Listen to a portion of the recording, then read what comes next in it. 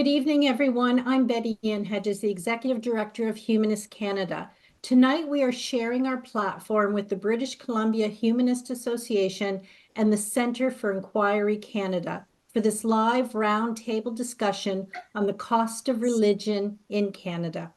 We are recording today on March 19th, 2024. And as always, this recording will be available after this event on all of our various platforms. Let me introduce our speakers. Ian Bushfield. Ian is the Executive Director of the British Columbia Humanist Association, and there in the same part of our world as Ian is Teale Phelps Bondaroff, the Research Coordinator at BCHA. And with us representing the Centre for Inquiry Canada is Leslie Rosenblood. Leslie is a member of CFIC and hosts their podcast for Inquiry. And we are launching our poll tonight that came out to you this morning, so you could give it some thought. Please look for its center screen, and we will share the results later in our session. We will take questions at the end by hand or by chat. Leslie will start us off. Okay, well, thank you everybody for joining. It's wonderful to see so many people here tonight. And I wanted to tell you why we undertook this research. So this is what I'm going to be sharing with you today is based on original research done for the Centre for Inquiry Canada. And there's lots of talk about the social costs of religion. And there's lots of examples of that religion enhances in-group amity, but it also enhances out-group enmity. People can believe that prayers are a substitute for action. Thoughts and prayers, anyone? People with a religious bent may perpetrate crimes against children and then spend decades covering up those crimes against children, taking strong stands against reproductive rights for women, opposing equal rights for the LGBT community, and much, much more. We're not going to talk about any of those things today. Today, we're going to talk about money, cold, hard cash, and quantify the cost of religion in the cost of religion in Canada with specific dollar amounts based on rigorous research conducted by CFIC. So I want to start with the headline figure. Just a few policy choices by various levels of government has resulted in direct and indirect subsidies of over $5.5 billion. That's billion with a B each and every year. And we're going to spend the rest of our time this evening going through how we came up with that number. So, but yeah, I think that's a good place to pause and just set the stage for tonight's conversation. So, Bettianne has started the poll, and we just want to test your knowledge about a few things, and we want to see if you're going to learn something tonight. So let's see how much everyone knows as we start the conversation, and then we can compare that with what we're going to be sharing with you this evening. I think maybe that's a good point with that poll question to go into the clergy residence deduction, which is actually where the BC Humanist Association has contributed to this broader project in question, which CFIC has done some fantastic work summarizing and doing the kind of top level. And we looked at a couple specific examples.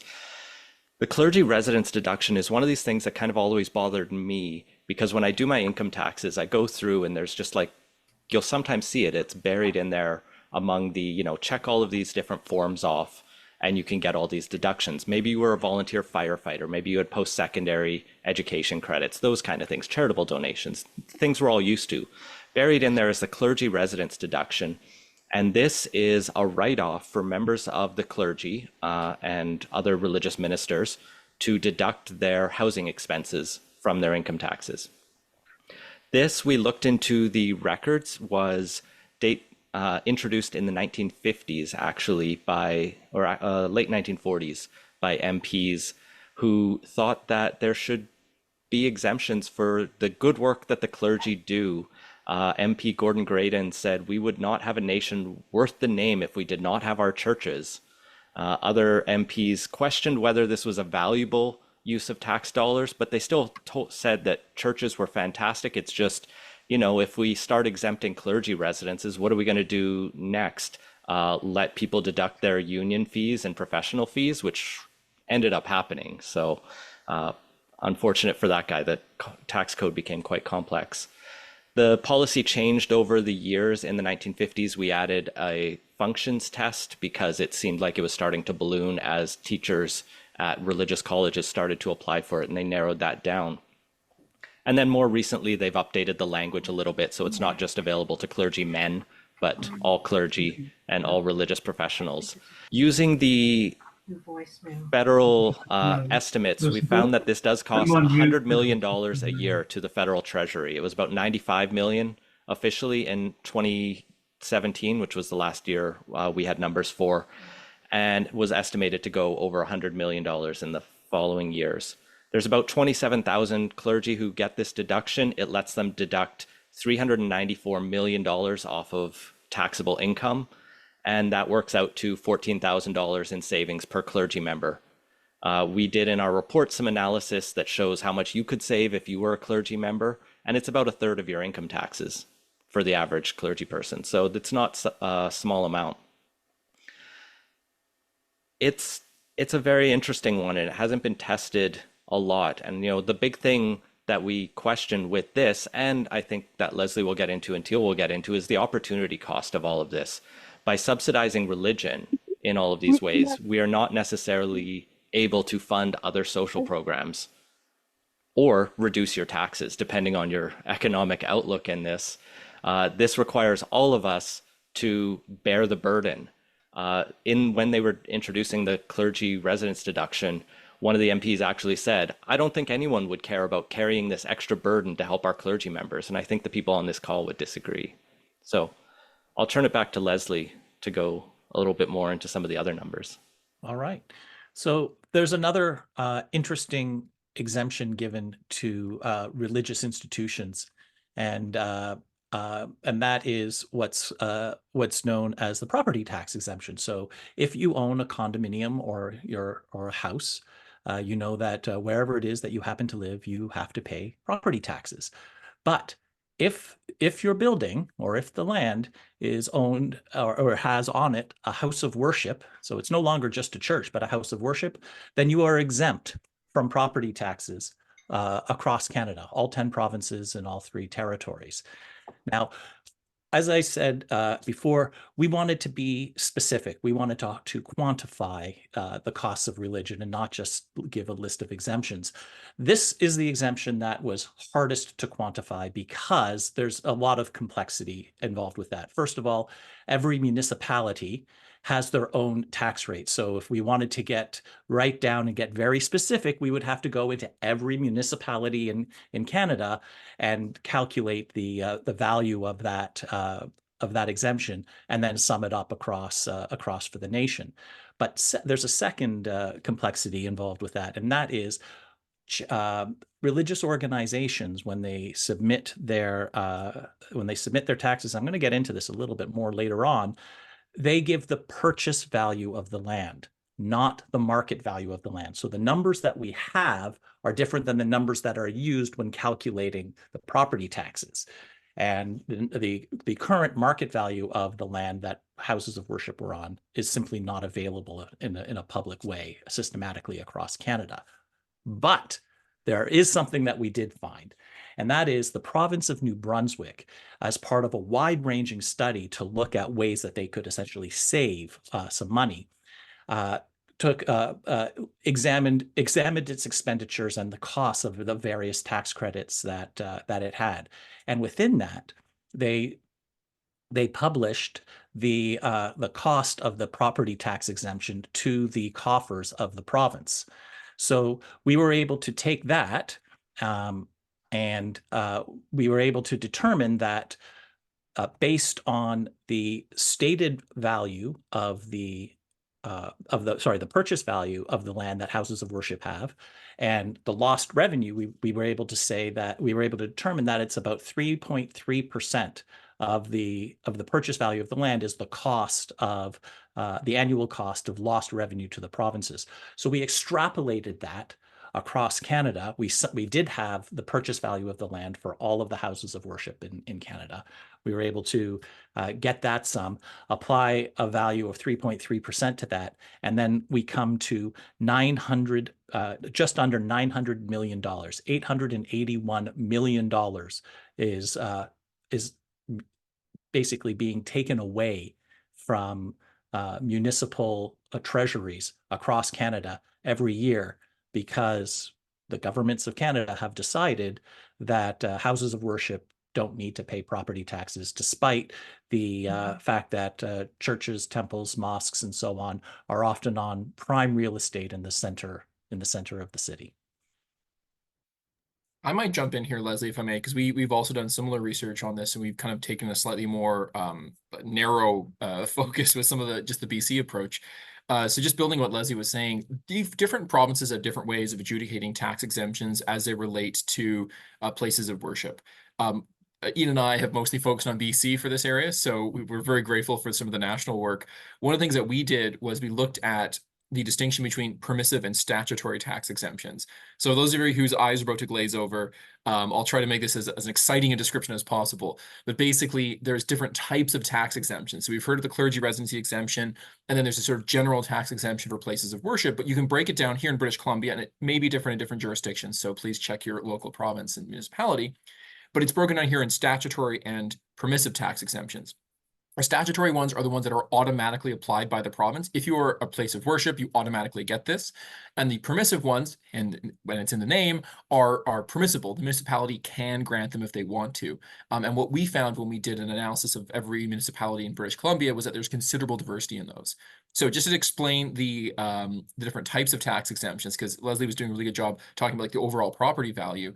What we have in British Columbia here is if you have a place of worship, the building itself is statutorily, the place where the worship takes place is statutorily exempt. So if you can imagine my square here as a property, and then this little square right here is the actual place of worship, this part of the land is exempt. But the rest of the land may or may not be exempt, and it could apply for a statutory exemption. So the property value of the building is exempt, and that can be, as we've just heard, hundreds of millions of dollars. And then the land around it can be included in that. And what we found was that there was considerable diversity of approaches that municipalities had. Some automatically granted it, like congratulations, your entire land is tax exempt without any kind of oversight. Some would have some mechanisms like you had to apply or maybe not. And then some of them would have what we call the benefits test, which would be like, hey, we're giving you a tax exemption. The purpose of this tax exemption is, as my colleagues have already mentioned, to support work that benefits the community. If that's the case, maybe you should demonstrate that you have a community benefit rather than assuming it. And by contrast, if you look at how the tax exemptions work here in British Columbia, if you have like a Boys and Girls Club or a Children's Rowing Society or a group that's dedicated to feeding people experiencing homelessness, those groups tend to have to apply for their tax exemption every 10 years or often more often than that. Whereas once a place of worship is granted a tax exempt status, it is in perpetuity unless the building changes hands. So even if it changes between different sects of a religion, one that's open to the public, one that's not, that doesn't matter, it's automatically exempt. Whereas if my rowing club went from rowing to kayaking, we would have to reapply, and we'd have to reapply every few years as well.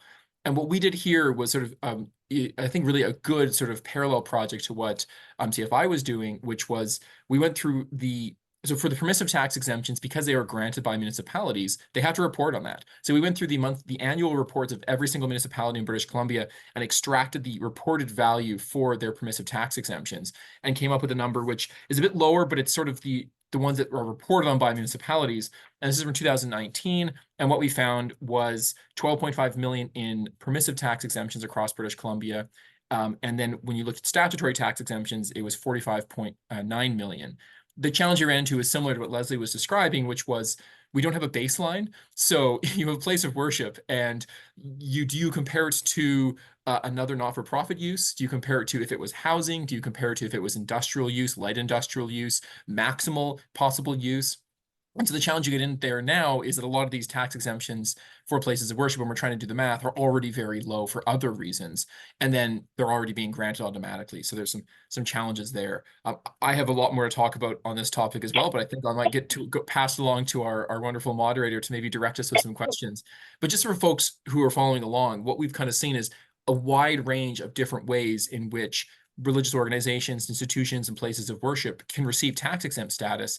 And one of the things that I found most frustrating, and I'm now finding more frustrating, I'm now a city council in the district of Saanich, so I find it even more frustrating, is these things are automatic. So it's not like a municipal government or local or provincial government can decide if they want to grant that tax-exempt status. It's automatically granted.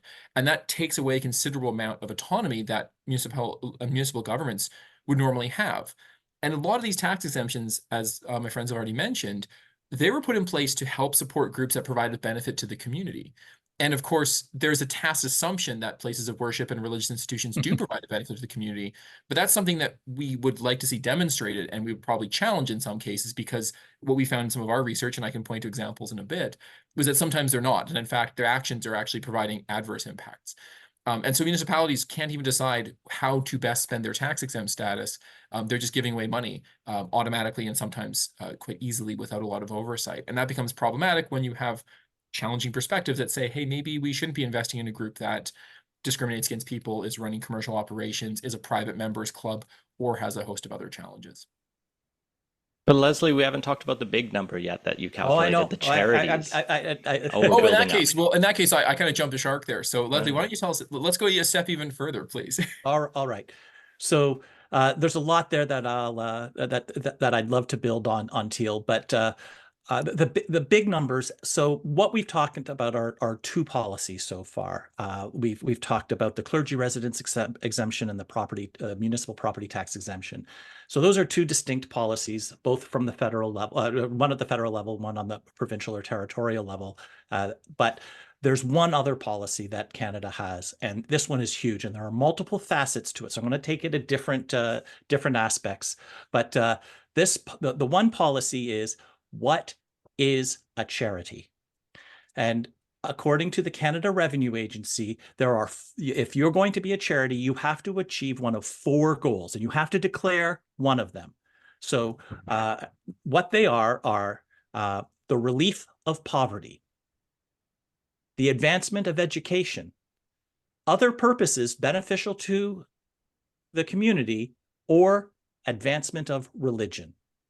And so there is this presumption that Teale said that an advancement of religion is beneficial to society. And this, while you may question that, is something that is actually a fairly widely held belief, because as part of another organization that I'm a part of, the Canadian Secular Alliance, we got a letter from then Finance Minister Jim Flaherty, and this is about a decade ago, and he wrote that advancement of religion is based on the presumption that it provides a moral and ethical foundation and is beneficial to society. And I mean, I'll leave it to you to make up your own mind, but I, for one, would challenge that presumption. But I promised to talk to you about cold hard numbers, so I'm going to do that.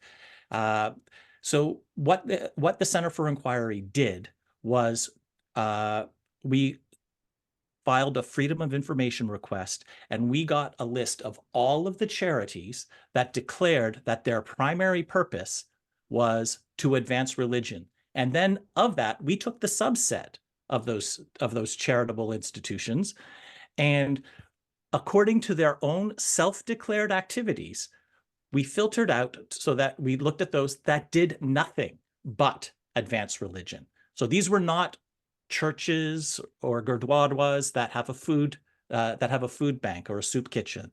These are not houses of worship that provide English as a second language classes for refugees. These are organizations that, according to their own filings, do nothing but advance religion. They proselytize, they evangelize, like they prepare the roof on their church. Whatever it is they do, they are simply advancing religion. And why is this a big deal? Well, that's an excellent question. The biggest benefit to being a registered charity is the ability to issue tax receipts. So if you donate $100 to a nonprofit organization, well, you may get the warm and fuzzy feelings inside, but at the end of the day, there's $100 left. Your bank account is debited by $100. But if you donate that $100 to a charity, then you get a tax receipt. And when it's tax time, you get part of that back, depending on your income. So if you make, say, $30,000 or $40,000 a year, you donate $100, and you might get $30 or $40 back at tax time. If you make $30 million a year, you donate $100, you'll probably get $50, $55 back. So the more money you make, the more the government tax credit is. Well, Canadians are a generous bunch. So they donated over $18 billion to charities of all stripes in 2018, and almost $7.5 billion of that, or over 40% of the total, were to religious charities. And by my definition here, when I say religious charities, I mean those charities whose primary purpose is to advance religion, and according to their filings with Canada Revenue Agency, did nothing but advance religion. So we were able to calculate, using very conservative assumptions, that Canadians enjoyed $3.2 billion in tax relief in 2018 alone by donations to religious charities. And based on those very conservative assumptions that we made, in principle, the actual number could be lower. In reality, the true subsidy for evangelism and proselytizing is much, much higher than that. But wait, there's more. So should I proceed, or do we want to talk about that a little bit more? Were We have there a lot some of questions there, Bettianne? Did you want to bring out for us? Yeah, I've got some questions in the chat. From Paul Sparks, do all charitable organizations receive an exemption for property tax? No. So the property tax exemption is not related to being a charity. That is something that is specific to being a house of worship. But I should note that some charitable organizations that have property can apply for a tax exemption through sometimes similar or adjacent mechanisms. So in some jurisdictions, your local children's boat club can also apply for a tax exempt status for their building. Sometimes it's not allocated in an equitable way. But yeah, you tends to be a difference between some not-for-profits don't own property. And so it would be a different category based on your ownership of property.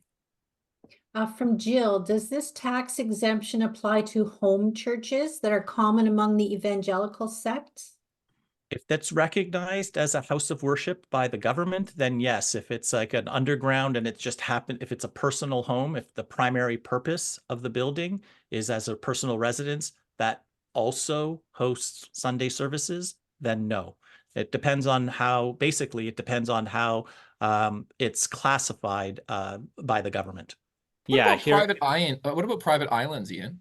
Yeah, there was a good case here in British Columbia recently where someone's island just off of the Swartz Bay Ferry Terminal, worth $13 million. They wanted to set up a Shinto shrine there, but they also had a vacation home that it clearly looked like a vacation home from the water.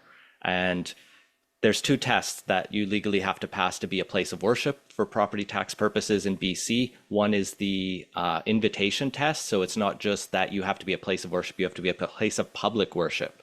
So you have to be obviously inviting people from the public without discrimination to your church or island or wherever you're doing your worship. And then the principal use test says that it has to be primarily for worship. And that's why your basement church wouldn't apply, because even if you invite all of the public to your basement church, 80% of the time you're still using it as your house. So it wouldn't be a place of public worship for that purpose.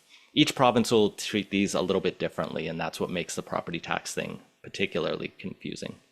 I noticed we've had some questions about strategy and advocacy, and I think I'll maybe put a pin in those for later on. Sorry, Bettianne, go ahead. No, I just want to say, Ian, is that why you see churches not often used for other reasons, even if it could be a source of income for them or to the benefit of the community? That's a good question. I know in BC they have to be a place of worship for, I believe it's, I wanted to say 150 days a year, but that seems high. It does have to be a principal use as a place of worship.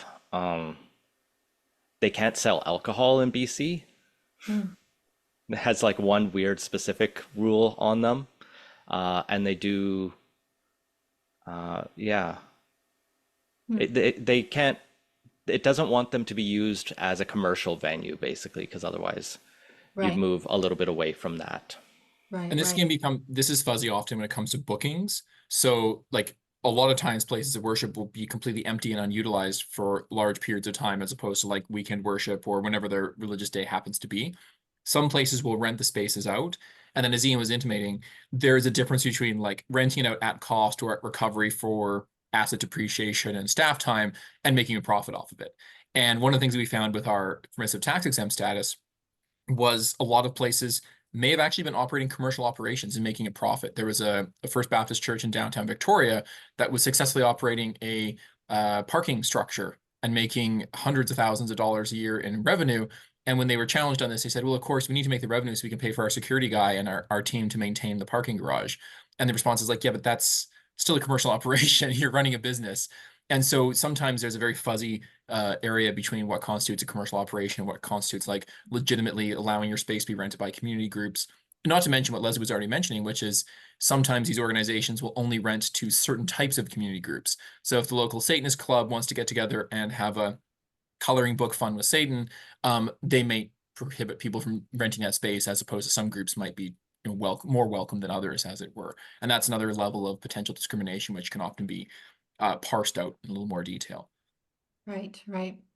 Ellen's getting creative here. If humanist organizations were recognized and then granted charitable status, would they be exempt from property taxes?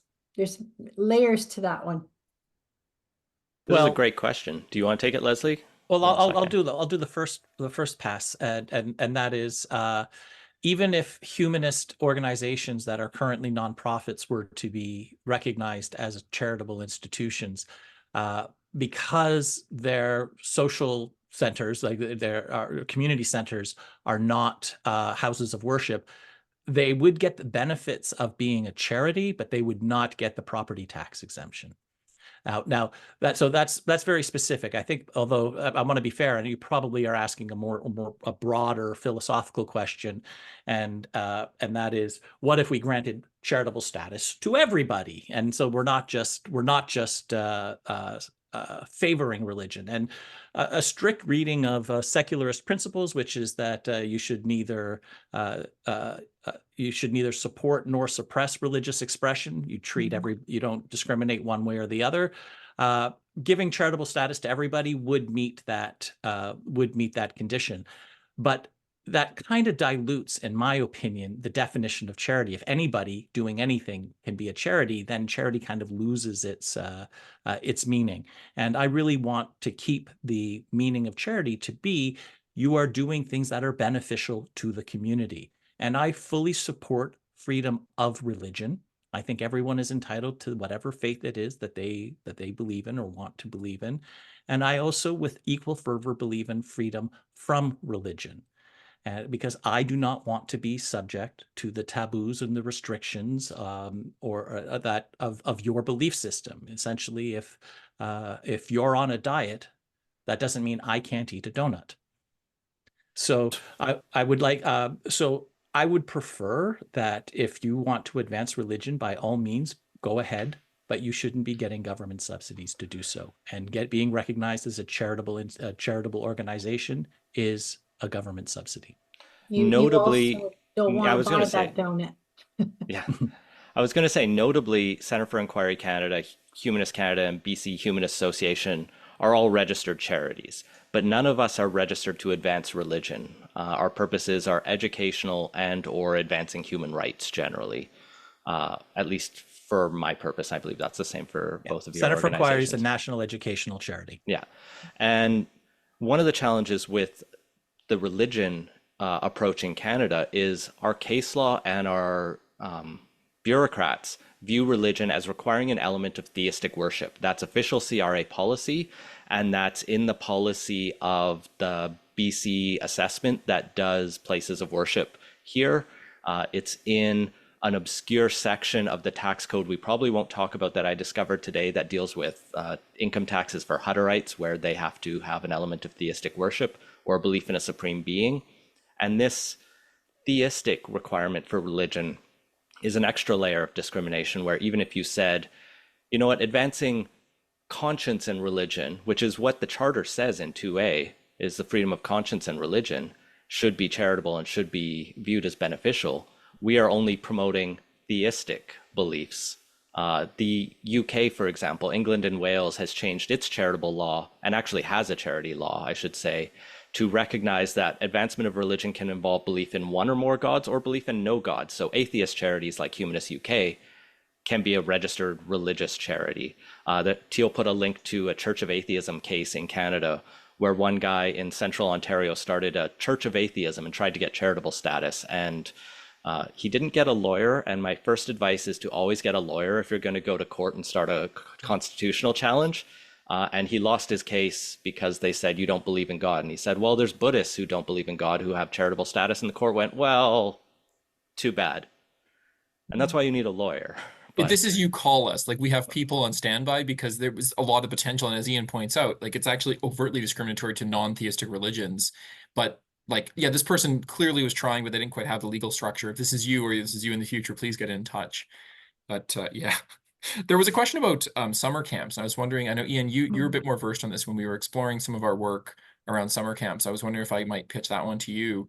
Because there are other categories, like when you're looking at the tax code, there's the places of worship, but there's also religious summer camps. And we had a scandal out here recently on the West Coast where or somewhere in British Columbia, rather, where you had a religious camp that was not hiring LGBTQ plus staff people.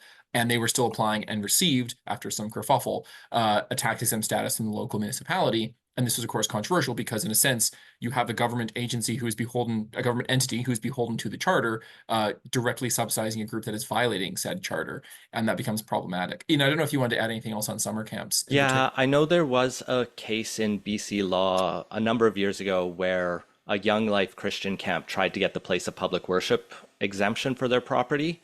And that one actually set a lot of the nuance around what is a place of public worship and what isn't. And they kind of decided that that didn't meet the principal use tests I mentioned because it was more about doing the summer camp with worship than that. And they tried, I think they ultimately went a different way. And like you mentioned, there are other categories of property tax exemptions, but not many are as automatic as place of public worship. There are a couple, I think, like cemeteries and government buildings are often exempt from taxes, but it varies by province as well. But I know we have lots more to discuss. So Doug Thomas is asking, interestingly enough, this is interesting, the Cambridge, Ontario Scientology Center was denied property tax exemption because they did not offer wedding services. Unmask myself. That's a bandwidth thing. It's not a privacy thing.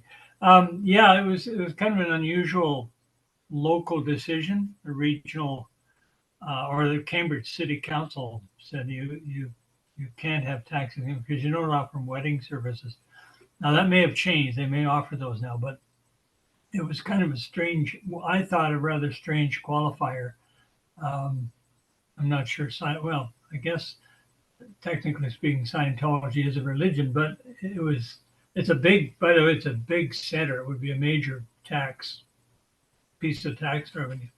So I thought it would be an interesting opportunity for us to open a humanist center of some kind, which we're not about to do, and offer wedding service, which of course we do because we have humanist officiants in our area.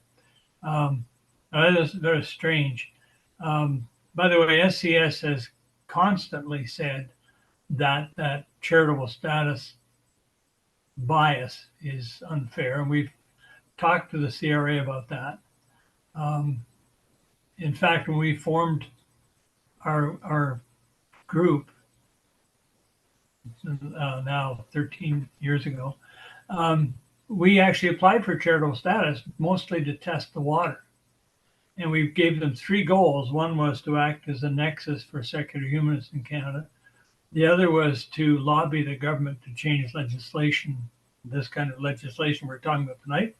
And the third one was to represent Canadian humanism internationally as a voting member of Humanist International, for example. And they came back and said, okay, on the nexus part, no, you can't have charitable status if you're going to lobby the government. Can't do that. That was pretty obvious to us anyway. But the one that really raised their eyebrows, and I've got lots of room to do that, was that they said you cannot be a charitable entity in Canada and have voting representatives on an international body. And we immediately, and it was a 6-page report, by the way, explaining that. So we responded and said, well, okay, how then does the Roman Catholic Church get to send bishops or cardinals to Rome to vote for the Pope? Or how does the Anglican Church of Canada get to go to the Church of England Synod and vote if they've got charitable status as because they're religions? Shortly thereafter, by the way, that Humanist Canada became a voting member of Humanist International, which they hadn't been able to do before. So we have always wondered, did we have some influence on that? Of course, we can't claim it, but it's a judgment call on the part of the CRA, and they base everything on court decisions from the past. So if you want to change that, we almost have to go to court, to the Supreme Court of Canada, and get them to rule to change it. Getting the government to change it doesn't seem to have any traction. You're kind of getting into what I was going to talk about, Doug, which was Yeah. some of the challenges around advocacy and changing legislation. I might be getting ahead of ourselves here. One thing I wanted to build on what Doug was saying, though, was we don't really have a functional definition of what constitutes a religion in Canada. Ian and I have hit this with our work time and time again. Like, you dig into the CRA records, you have this kind of fuzzy definition around like theistic worship, but that obviously doesn't work. It obviously excludes some faith traditions that don't meet those criteria that are obviously religions. And we don't really have a set definition. And the government seems quite happy to operate in that space. One thing that's worth noting, though, the government and CRA aren't as excited about granting tax-exempt status and treating as religion satirical religions. Whereas in the United States, groups like, the secular Satanists and the Church of the Flying Spaghetti Noodle Monster, they will have like legal standing in the context of they can be recognized as faith traditions. In Canada, that's not really a thing. It's harder to make the case for satirical religions. I know Ian has more experience with this. We've chatted about this in the past. But yeah, if you want to register your own religion, it becomes more challenging. And so often there's other mechanisms that people can pull as opposed to trying to opposing the policy rather than playing the game in a sort of a more satirical, kind of challenging way. It's not even just Yeah. that Canada doesn't define religion in law, it's that we don't define charity in law. What a charity is in Canada is based on the Magna Carta. It's formally based on the 4 categories Leslie mentioned that were written in the Pempsel case of the House of Lords in the late 19th century. And it pulled those from like the introduction of the Elizabethan statutes in the 1700s. This is why this all feels so antiquated, because it is. We're the only Commonwealth country that doesn't have a Charities Act. Yeah. We're the only Commonwealth country that has not defined this in law, and that's why we're still relying on these absurd historical precedents. And the only place that religion is really mentioned in our constitutions, not in the Constitution Act of 1867 or any other, just religion is just not there. It's assumed to be the default position in 1867 all the way through now. The only place that's really mentioned specifically is Section 2 of the Charter of Rights and Freedoms. And it says that one of our fundamental rights is the right to freedom of conscience and religion, which the Supreme Court of Canada in 1984 interpreted to include freedom from religion as well as freedom of religion. But that's the only thing. And there has been some legal opinion lately, that it really only applies directly to government. So if I go to the local mall, as I've done, and object to them having Christmas music, but then denying us the right to have a free space, which they used to offer to charities, and say that's discrimination. Basically, the Charter of Rights and Freedoms does not really protect that for me. It's mostly focused, according to this recent opinion, it's really only if a government discriminates against you. That's not recent opinion. The Human Rights Code of your province would protect you from discrimination by a private entity. Yeah, that's how it's been since the would. charter was brought in. Yeah, That's not that's new. right. And But that's let's get back to the numbers. Sure. Maybe. All right. So there is more. I did promise you that there was more, but I gave you the big number. So 3.2 billion at a minimum, and probably significantly more than that, because these institutions, again, by their own self-declared activities, do nothing but advance religion. People get $3.2 billion in tax credits as a result of being able to, as a result of being recognized as a charity. So there's also something that, for reasons that make sense only to a particular kind of government bureaucrat, there's something called the public service body rebate. And what that is essentially is that if you are a charity, you have to, and that you buy things, right? And you have to pay GST or HST depending on your province or territory on the things that you buy. If you are a charity, you get about half of that HST or GST back from the federal government when you file your annual taxes. And that's called a public service body rebate, open to all charities in Canada, including those that do nothing but evangelize. And that subsidy is worth $318 million per year for religious charities alone in Canada. So for getting the public service body rebate. And there's more. So governments, for various reasons, just give money. So not tax credits, not refunds, not rebates. You can pay less than you would otherwise. They just give money to various charities. And the federal government does it, and they do it, at least in 2018, to the tune of $140 million.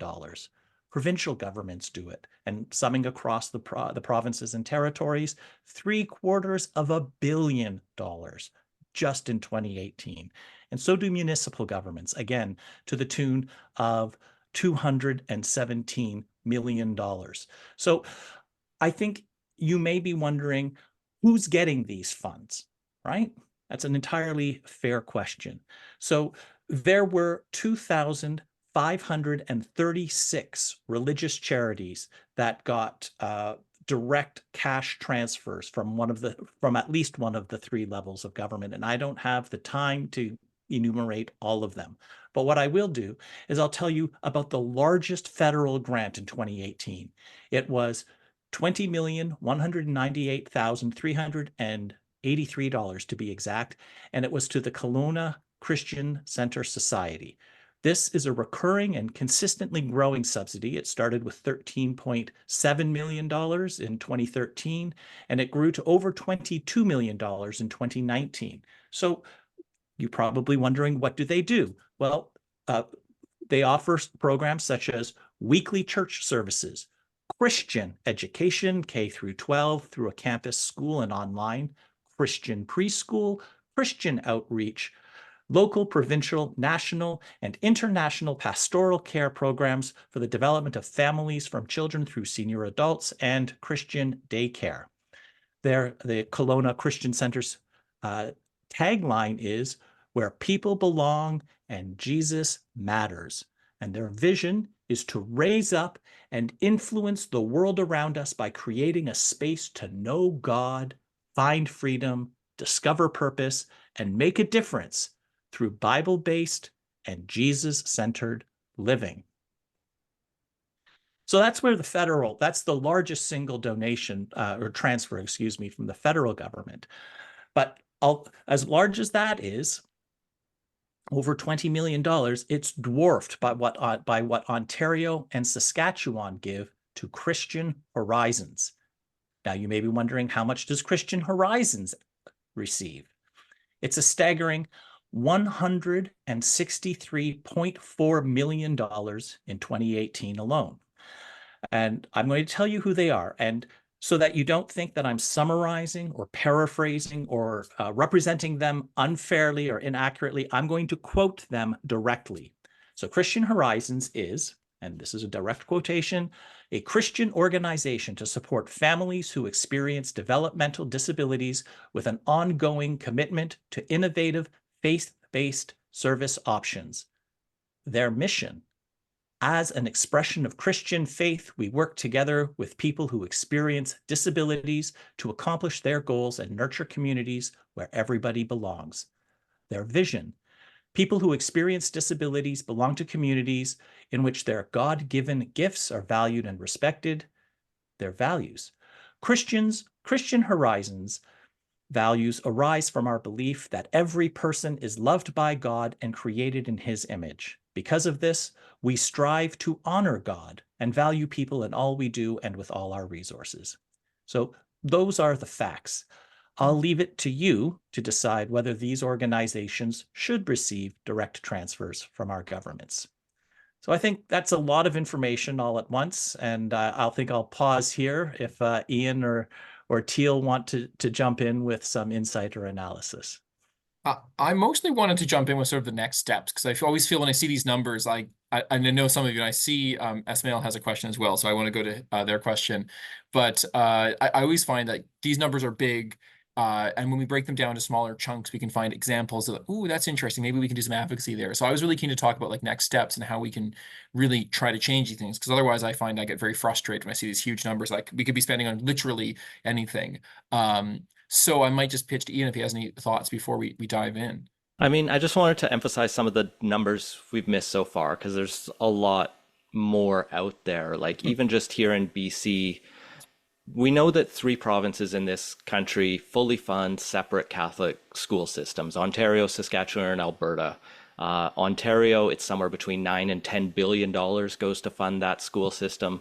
Alberta's about $1.3 billion, Saskatchewan about $600 million to those systems. Now, you can't just eliminate that funding and be like, wow, we've cut funding to religion, because you'd leave a lot of students without schools.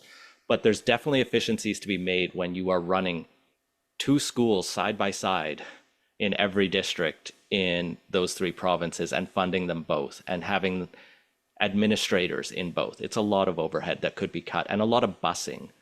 Yeah, that could be reduced. There was a study done if if we close 0 schools but merge the public and separate school systems, it would save $1.5 billion every year in Ontario. So yeah, $9 or $10 billion spent on the system, save 1.5 annually by merging them.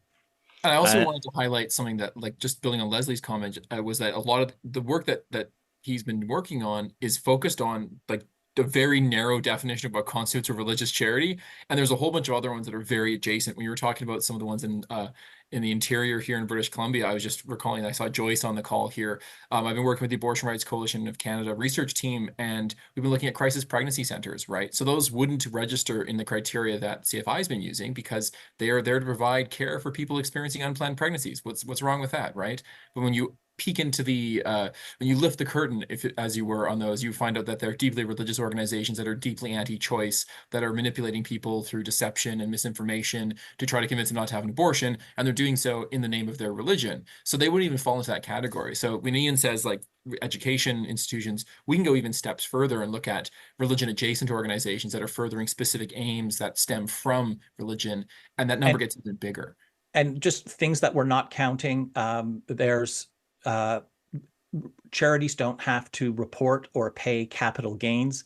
So religious charities had over $47 billion in assets in 2018. Some of that is going to be invested. Some of that is going to be sold at some point. Some of that is going to be sold at a profit. At $47 billion, we're probably talking about several billion dollars in capital gains every year, all of which is tax-free. If you had a few $billion in capital gains, you'd have a substantial tax bill, but not if you are a religious charity. Well, I want to take it a step further on what Leslie's saying here, because here in Saanich and across other places in British Columbia, when you look at permissive tax exemptions, one thing you have to realize is when let's say a place of worship sells off their property to a developer to build housing. We want housing. We're in a housing crisis. I can't speak to the rest of the country. I'm pretty sure you're in a housing crisis too. And so this property is being sold off, and the place of worship, the religious institution, is pocketing several $1 million. But the local government has been subsidizing that property for decades in free tax exemptions.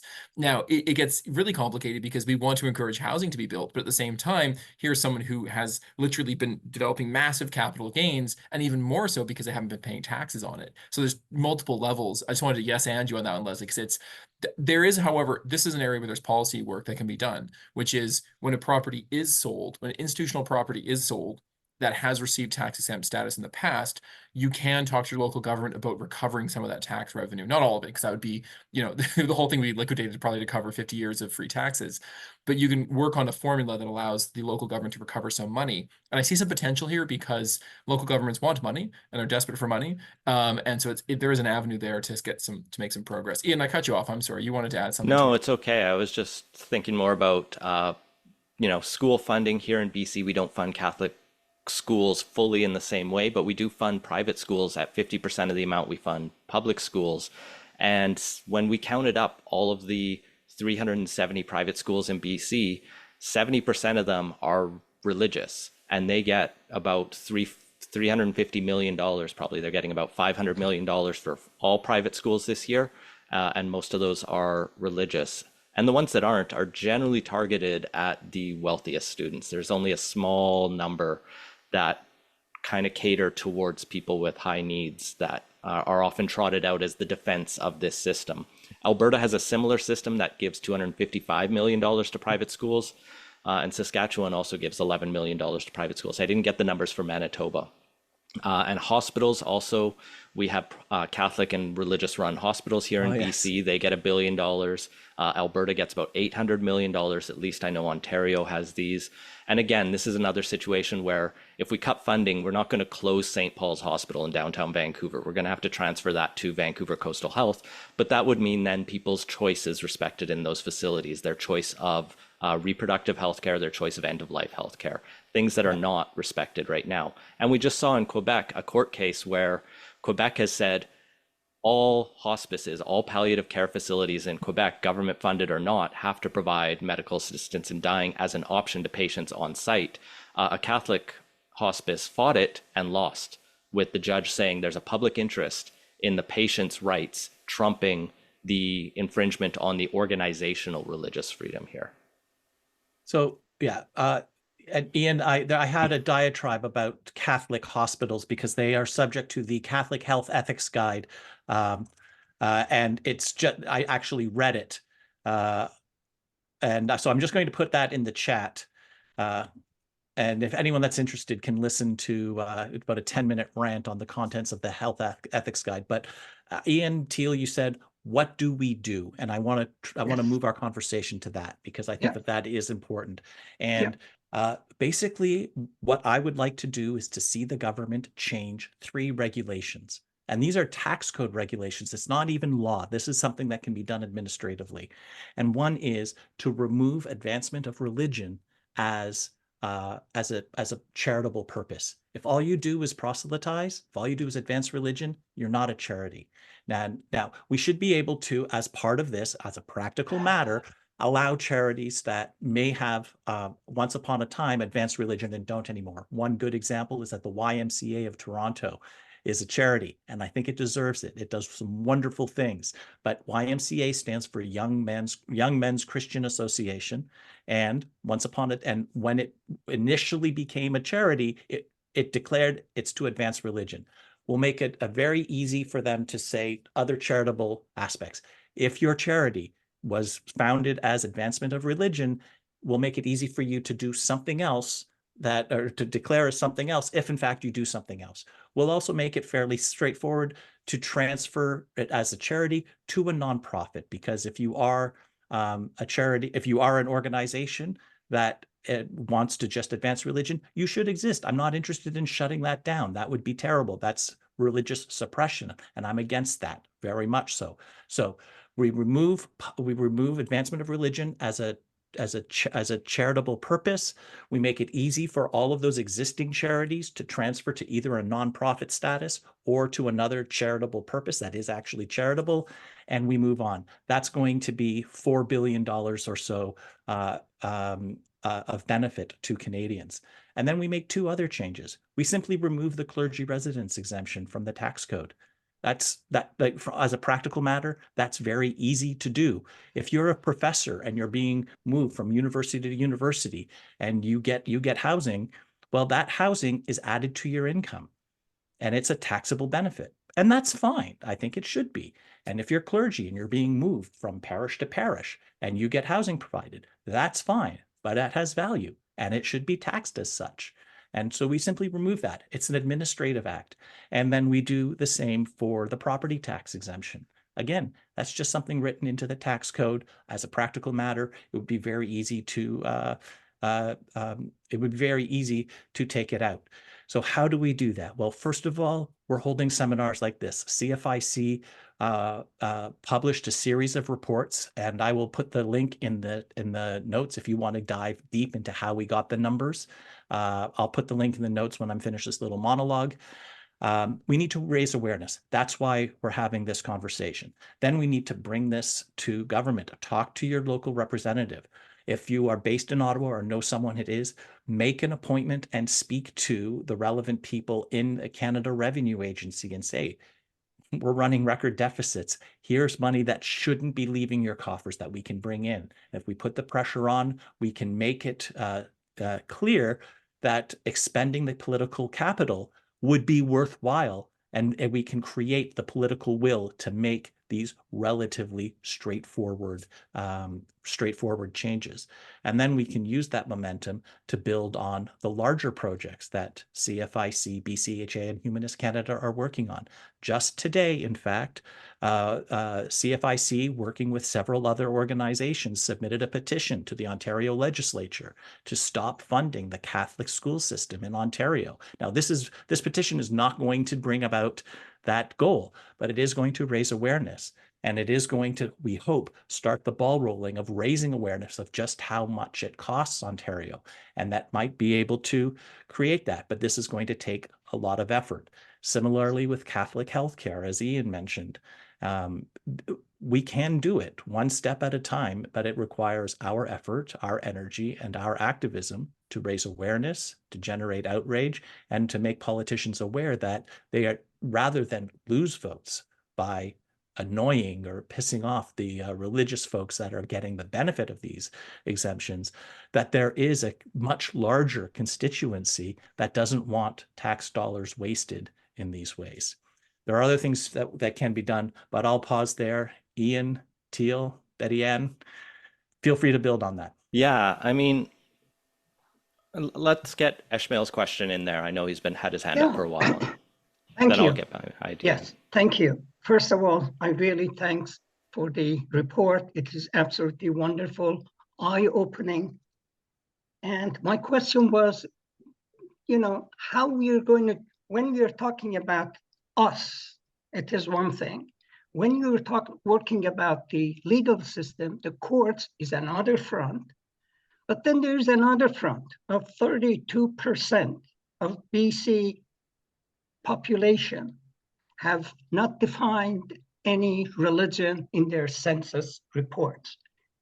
My question is, how are we going to reach, or how are you going to reach that critical aspect? I mean, I understand it is wonderful to work through the legality, through the courts, through the legislative system. That is absolutely wonderful, and it is necessary. But my question is, what is the strategy to reach those 32% of the BC population who do not report any faith, any religion in their census data? That is the critical issue. And how are you going to do that? Thank you. Ishmael, it's 52% in British Columbia. Yes, okay, thank you. It's 32% nationally, I think, but that doesn't answer your question. Right. That's just a pedant flex. What we've tried to show, and this builds off of what I wanted to follow up with Leslie, is we've focused a lot on municipal prayers here in British Columbia in our work at the BC Humanist Association. And we've done some work at the BC legislature on this as well. And I have been asked, why are you focused on this largely symbolic issue that doesn't make the big difference that some of these big numbers that Leslie talked about? And the answer is because we can win them really quickly. And we can start to rack up wins and headlines. And these help build our momentum. So, we wrote a threatening letter to the village of Belcarra, population 800, and within 48 hours, they held an emergency council meeting in camera, got legal advice, and passed a motion that they would never do a prayer again. Other councils weren't so responsive because that was impressive even to us that they went that far. But that kind of victory is something that's harder to get on all of these other issues that have so much inertia. And what we need is exactly what you talked about, Ishmael, is getting the 52% who are non-religious, as well as a big chunk of the 48% who are religious but are pro-secular on our side on these issues, and to be speaking out. Because one of the challenges we face on every single issue we hear is we're facing an organized and vocal, small, organized group.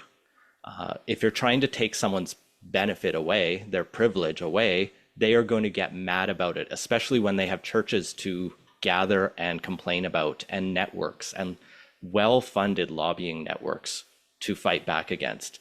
So we're chipping at the small, easy things while also doing the research on some of the bigger things, on some of these larger issues.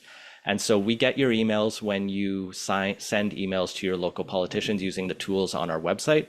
And that helps us build the network. So instead of being a couple hundred people, we're a couple thousand people this year. We'll be 10,000 people next year. We'll be 100,000, 200,000 in a few years. And then we have the mass and we can mobilize people.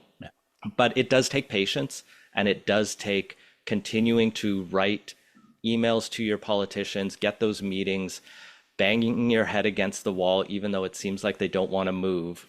Every single time, even if you click a form letter, it's not going to change it, but it is going to get counted by some assistant who will go, hey, there were 400 people who cared about this issue yesterday, and there weren't 3 days ago. What's going on? And they start to pay attention when those numbers add up. So it's not quick, and we're getting there, is all I can say right now. I wanted to build on what Ian was saying because I have a lot more, I now have direct experience on the other side as being the politician who receives those emails.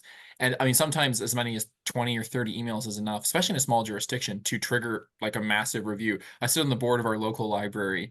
And if we get one letter from the public complaining about something, like that's on our board agenda because we don't get a lot of correspondence. Whereas, you know, obviously the Prime Minister gets a lot of letters. But the thing I want to build on what Ian was saying very briefly was the first was organizational disparity, which he's done a really good job explaining. You have organized religious groups that meet on a weekly basis. They can mobilize their members. So when I try to pitch a bylaw amendment to remove permissive tax exemptions from our bylaws, they show up to the meetings and the general public is sort of a shrug emoji, like, well, it doesn't really, you know, it's like 2% of my taxes, whatever. Whereas you have a group that's dedicated. So what Ian's talking about is that base organization. So we're able to mobilize people and actually counteract that.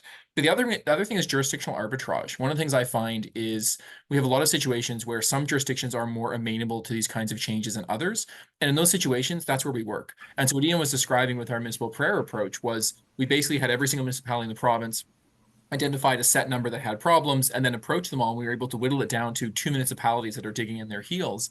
And we, in the process, found some municipalities that were really open to making change and receptive to the message we were sending. And one of the challenges I notice as activists is sometimes some municipalities just, they're not on board. And you could spend your entire life trying to convince that current government, or you could move to the next jurisdiction and they're totally on board. They're 2 thumbs up and they're ready to pass it. And the mayor's on board and he's writing the policy for you.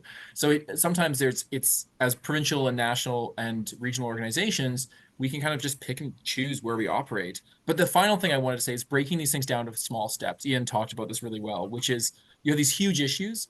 And I find if you break them down to small chunks, it makes them more understandable and more like comprehensible to the general public, but you can also get wins. So for example, when it comes to permissive tax exemptions specifically, one of the things that we've advocated for is a benefits test. And you can go and talk to your city councilors any day and be like, hey, do we give out a tax exempt do we give out tax status to tax exemptions to places of worship? Yes. Do we have any checks and balances on that? And even the most conservative politician is going to be like, wait a minute, we just gave out $2.5 million without an application form. Like I've applied for grants for considerably less money. The application for a $300 grant in my city is 6 pages. Whereas to get a $120,000 tax exempt status, all you need to do is show that you're a church and you're good, right? That seems problematic. And so if you can talk to your city councilors about a benefits test. The other one that Ian and I talked about recently with our permissive tax exemption is, hey, what percentage of our taxes are permissive tax exemptions? And if it's more than 2%, could we not put a cap on that? So everyone still gets the same tax exemption, but it's shared equally. And it's not going to become too big of a percentage of our local municipal budget. And then the other ones would be some of these broader conversations about abolishing, and this is kind of what Leslie was saying, abolishing the automatic tax exempt status, the assumption that a group does, the presumption that a group does good because they're a religious group or because spreading religion is seen as a good in and of itself, getting rid of statutory tax exemption and transferring into permissive tax exemptions, which gives municipalities the ability to decide, hey, you know what? Actually, this group is doing good. As Leslie was pointing out, this local group provides educational and physical activity opportunities for young people. And that's great. We don't have those in our municipality. We wouldn't have them if they didn't provide them. So 2 thumbs up. Or, hey, this insular religious group only rents its facility to its own members and refuses to let people in the door, let alone engage in the community. Maybe we don't give them a tax exemption that's designed to support groups that provide a benefit to the community. Just saying, kind of thing. But the critical thing is, I think, taking these big, almost insurmountable issues and breaking them down to small bite-sized chunks. I find that and what Ian was saying is very true. It lets you build momentum. It allows you to build momentum, and it allows you to accrete growth and to to build a foundation of little victories that you can then make larger victories upon. And sometimes the sort of more symbolic acts allow you to then use that as a springboard into bigger, more substantial change. But it is really challenging when you have organized groups that are organized, and we're just trying to be like, hey, let's be reasonable with our tax policy. It's difficult because you have differences of opinion when it comes to like preference. And every one of those victories is another news story for us, especially in small town newspapers where they are desperate for content and will publish any news release you send them because they don't have many journalists left, unfortunately. But it means we can get a lot more news out there every time we go after one of these cities or, earn these victories. And that helps put the issue out there, gets more people thinking about it. And so if you're thinking about prayer in your municipality, you're thinking about secularism, then we can start to talk to you about money.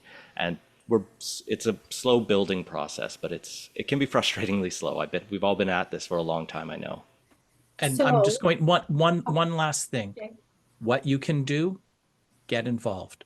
Join BCHA, join Humanist Canada, join the Centre for Inquiry Canada. If you can, donate to your favorite one of these organizations, or even better, all 3. Volunteer. Whatever it is that you can do, do it. Offer your time, your energy, your connections, your expertise, your organizational skills, whatever it is that you have to offer, offer it with us in concert together. Tell your friends, tell your community. Don't just make this a humanist issue. Let's make it a Canadian issue. And we do it 1 person at a time, 2 people at a time. Tell your friends, let them know that, hey, there's $5.5 billion just sitting there. Imagine what we can do with that. And there is so much that can be done with that, which we alluded to at the start of this talk. Very simply, we could reduce the debt or the deficit every year by $5.5 billion. We can fund all kinds of incredible programs. That would be more than enough to fund, for example, a basic income program across Canada.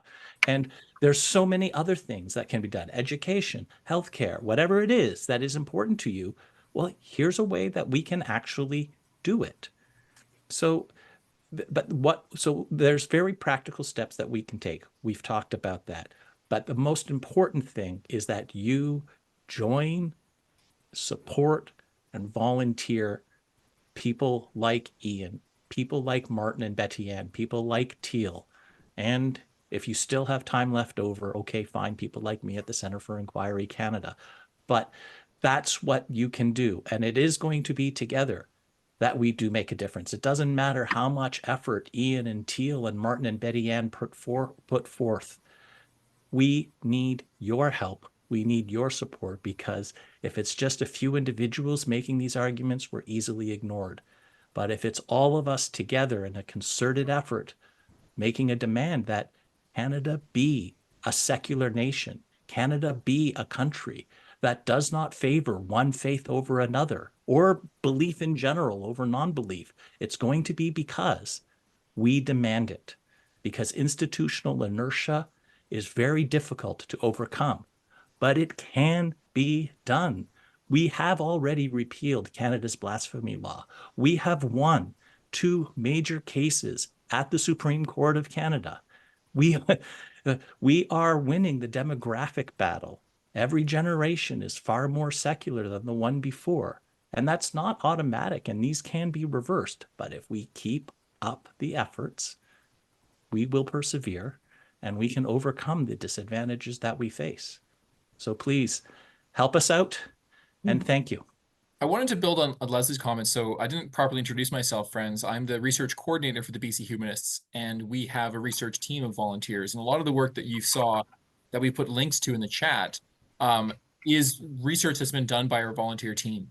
And so we'll actually have volunteers that your job might just be hunting down annual reports from municipalities and reading them. It might be helping us find information through government websites, through archives. It might be writing reports. It might be doing interviews, all sorts of different things. And so we have a research team that's actually spread across the country. But a lot of times the work is whatever you need to do. Right now, we're looking for people to help us transcribe prayers from Ontario Municipal Council meetings and to dive through and wade into school district policies relating to dress codes, religion, and LGBTQ plus issues. So if you're interested, get in touch. Our research team it's sort of drop in when you can, and based on your skill level, experience, and interest in doing different things. So one of the things Just, you can do is share this video. And so we're going to end the recording. I'm going to ask Martin Frith to speak to us. But first, all of our speakers have agreed to stay on. They're going to take this pause to look at your questions. They're going to stay on. But Martin will end the video with our poll. But please share the video. It will be available on all of our platforms. Martin? Okay, well, let me pop up the final poll and then we can speak to the results of the first poll. This is really a test of how well you've been listening. And is there any comment from our speakers on those three items? All right, so it's only about a third of people caught that it's the provincial governments rather that transfer the most money to to religious charities. But over 3/4 we're paying attention and know that the public service rebate is a partial refund of HST or GST given by registered charities. I don't know about any of you, but before I did this research, I had never even heard of a public service body rebate. And yeah, over 90% of people caught that houses of worship are exempt from municipal property taxes. So well done. Okay, and the clergy tax exemption. Yeah, that one's just 100 million a year. People went a little higher on their guesses there, but I can see why.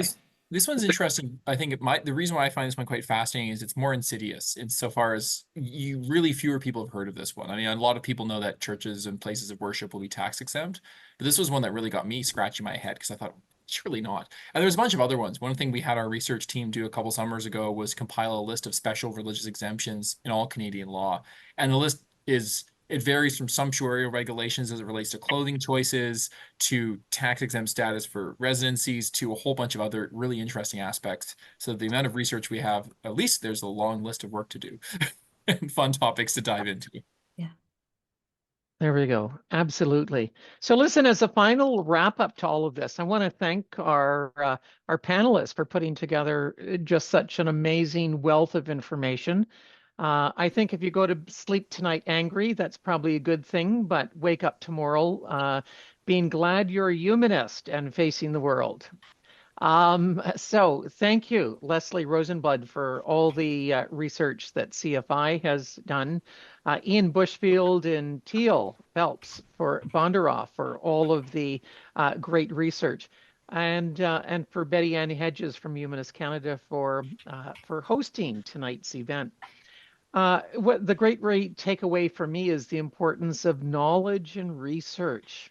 What you've provided us is a wealth of resources, and rather than getting burdened by the numbers, it certainly is a reminder that data makes a difference in moving forward. And I think that to reasonable people and rational people, data makes a difference. So this is such an incredible and important beginning. To the work that the Secular Connection has done, Doug Thomas, in this area, there are so many people who are doing remarkable work.